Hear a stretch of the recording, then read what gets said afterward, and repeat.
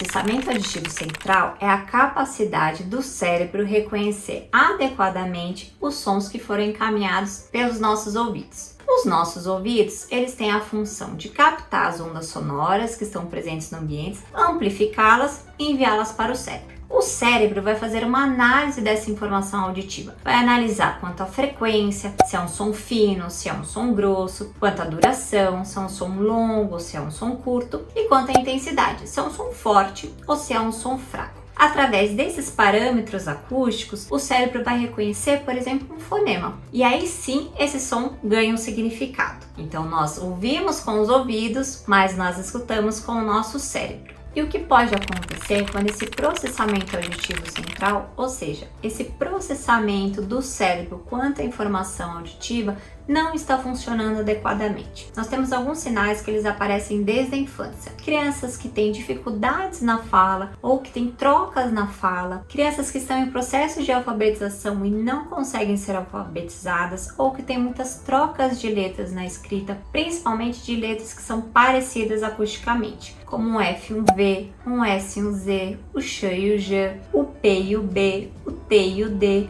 o K e o G. Também podem aparecer dificuldades quanto aos aspectos prosódicos da fala. Vai acarretar em dificuldades para saber quanto à acentuação ou quanto à pontuação, saber onde está a sílaba tônica, saber se é uma exclamação, uma interrogação ou uma afirmação. Também aparecem dificuldades em lidar com o ruído. Então, manter a atenção no falante quando eu tenho outros ruídos competitivos aí de fundo. Ou até consegue ter essa atenção, mas não consegue sustentar por muito tempo. É uma pessoa que ela precisa usar muitos recursos cerebrais para conseguir compreender aquela informação auditiva. Isso faz com que a pessoa fique exausta e ela não consiga sustentar essa atenção por muito tempo, o que muitas vezes pode ser confundido com um déficit de atenção. Em casos de adultos também têm alteração do processamento auditivo central?